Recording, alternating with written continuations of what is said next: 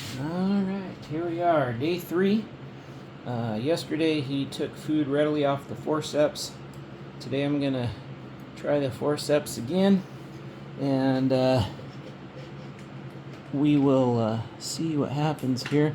I think he'll do good. And we're also going to probably go to feeding whole food on the glove once a day if he's ready for that. So here we go.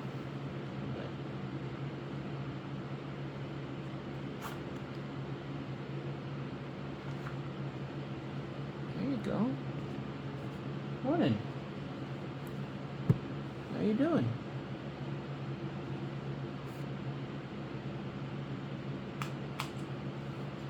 He's probably the most aggressive eater. You like the way he eats the meat? It's like, ah.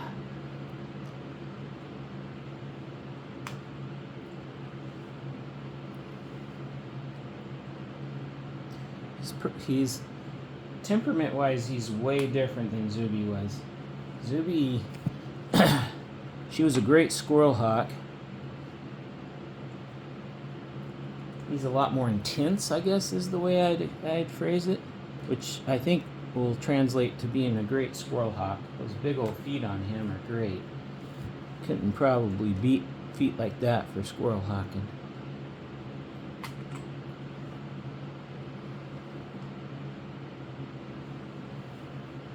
How are you doing?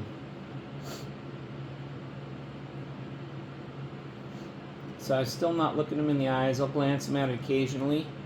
I don't want him to feel like I'm going to kill him or something. He's still a little leery. He's checking me out. He's watching my eyes to see, because a predator will stare down their prey. So in the wild, that's a sign that they're about to be attacked. So I try not to look them in the eyes. At least that's my theory. You know, other falconers might have different opinions, but that's the way I do it, and it works pretty good.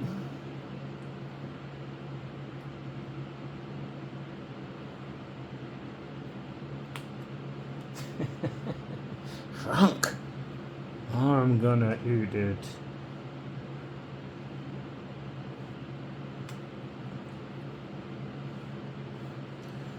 And yesterday I talked about soaked meat. I realized I said the wrong term. It's actually called washed meat. Washed meat.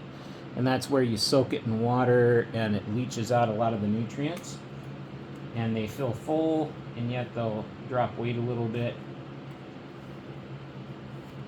Today, like I said, I'm not quite starting to watch weight yet. It's more important that they stay healthy. So when I move them to bigger chunks and then eventually whole food on the glove, I'm going to slip some medications in there. I'm going to worm him, anti-parasite, anti-worm, and a few other treatments. So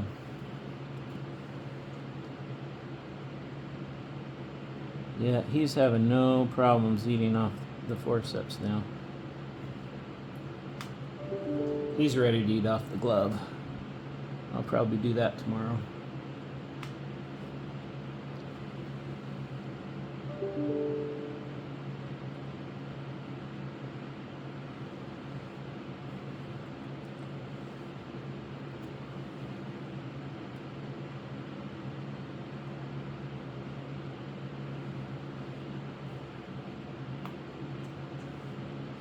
All right. That is all she wrote. That is all she wrote. Startled them a little bit there. Let him settle a little bit. Touch a toe. Whoa. That was going light-footed there on that other side.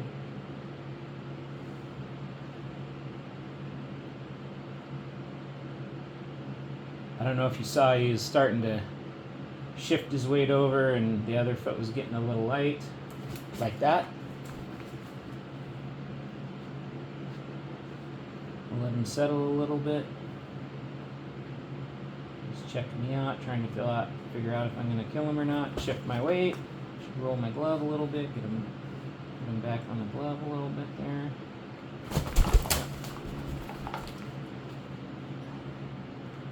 Just kind of footing the glove a little bit, shift the weight, get him perched better, try to untangle these. He's got one of them. Shift them, roll the glove. There we go. There we go. He's got their back talons called their hallux, and he kind of has his hallux in there, wrapped up in that just a little bit.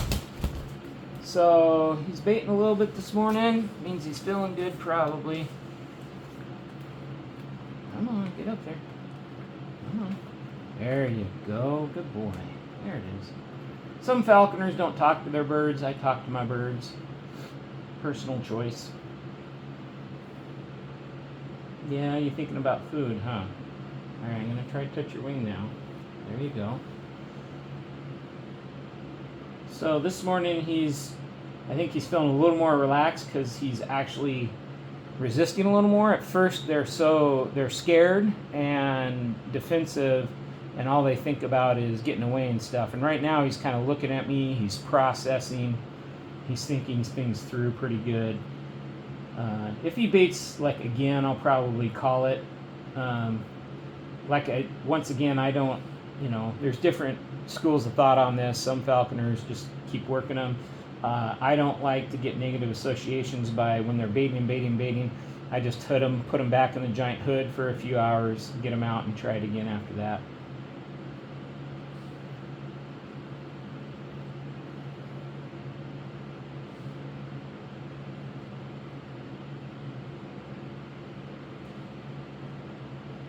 There's a saying in the horse world. It's when you're training horses, and the saying is, what you release is what you teach. What you release is what you teach. And that got me thinking in raptors. So when I'm manning and I'm touching like this, I read him, and if he settles down and calms down, then I release. And what I mean by release is I stop.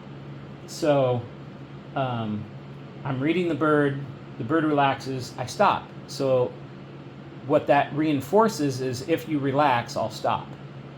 And whereas if you do it and they get all upset and then you stop, you've just trained the bird that when you get upset, I stop. It's the same with biting. It's really hard because you kind of got to suck it up, especially with falcons that have very powerful beaks. Is when they go to nip at you, at first it starts as nipping, and when it turns into biting, I've seen it happen because they jerk their hand away because they don't want to get bit. And the best thing to do is, if you're really worried about getting bit, you put a glove on this hand and you just let them bite you. And then when they stop, you take your hand away. So what you've reinforced is, if you don't bite me, I stop. The fastest way to teach a bird to bite is to jerk your hand away every time it goes to bite you. And it's surprisingly hard not to react that way. So, surprisingly hard. Yeah, he was shifting his weight there a little bit.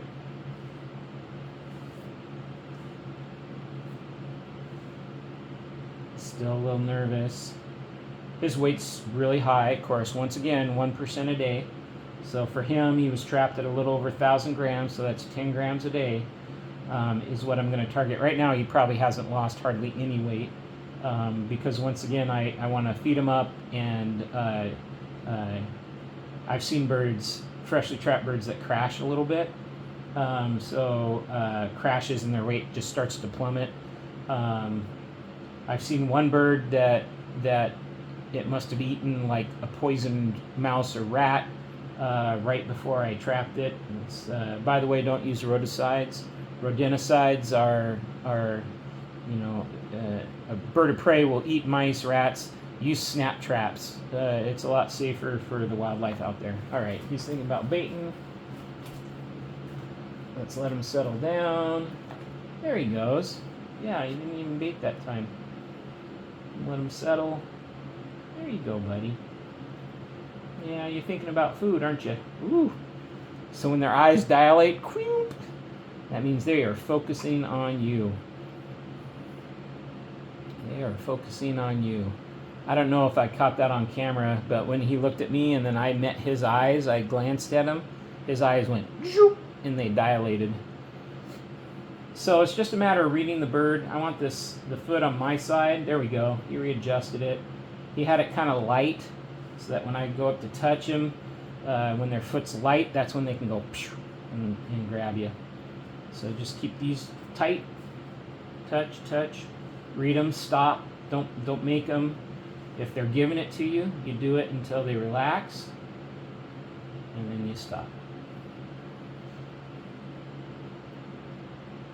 He's getting better every time.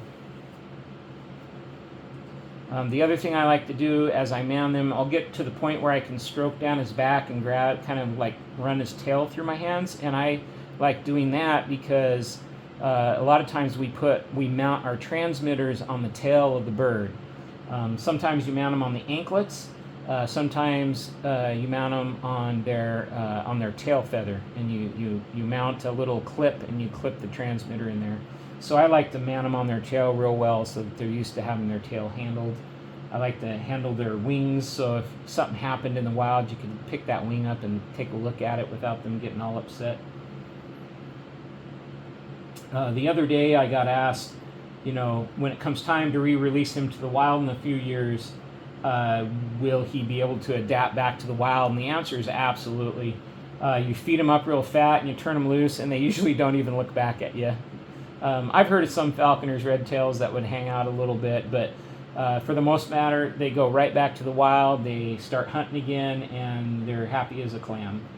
So I like to think that once he reaches sexual maturity, and we've had a few good seasons under our belt, I'll let him go back to the wild, and his chances of survival in the wild when he's a mature bird is a lot higher than when he's a juvenile bird. 70% of all birds of prey die before they reach the age of 1. 70% of all birds of prey die before they reach the age of 1. And it varies. It's like for some species it's 66, and for others it's a little higher, but right in that range. And these were scientific studies that they did that said that. So the odds were, if I didn't trap him, 70% chance he wouldn't have made it to his through his first molt. So, hi bud. All right, here we go. Yeah, it's okay.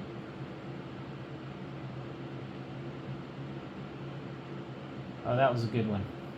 That was really good. He let me do it for a while. A lot of birds like that. I don't know why. You rock them right here, and they're like, "Hey, that's pretty good. I like that, don't you?" Yep. All right, that's a good session. I'm gonna put them up for a few hours, and I'll get them out and work with them again. But let's see if I can get those meat hooks on camera here. I don't know if you can see that, but look at those feet. He has some incredibly thick toes, which are going to be great for squirrel hopping. All right, you got to turn around, dude. Oh, I should have stopped 1 second sooner. So now he's trying to put the glove a little bit. Give him a little pop there. So at first you gotta like pick them up and put them on the glove. After a while, you can sometimes give them a little flip like I did and get them back on the glove. If not, you got to kind of reach behind them, use your hand, and put them back on the glove. All right, let's see if the hooding goes as good this time as it has in the past. He's thinking about biting it.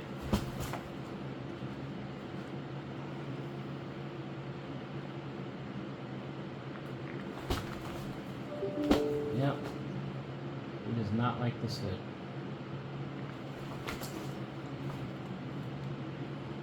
You know what?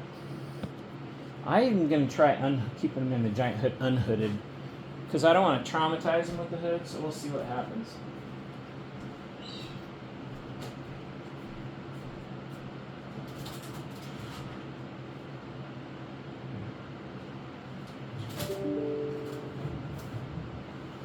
And that worked great.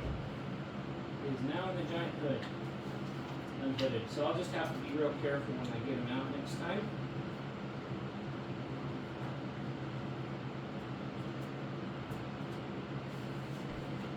we're going to do it like that. I don't want to traumatize them, trying to hood them too much.